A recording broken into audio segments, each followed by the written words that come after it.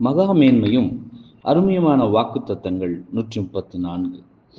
அவர் அறையை கட்டிக்கொண்டு அவர்களை பந்தியிருக்கச் செய்து சமீபமாய் வந்து அவர்களுக்கு ஊழியம் செய்வார் என்று மெய்யாகவே உங்களுக்கு சொல்லுகிறேன். லூக்கா 12:37.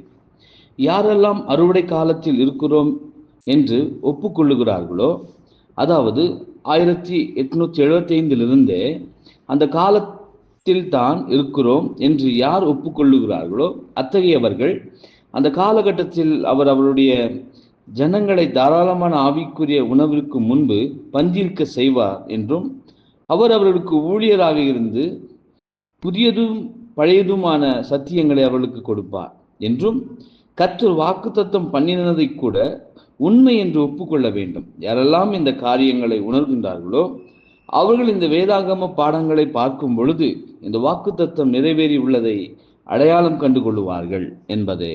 ஆமென்.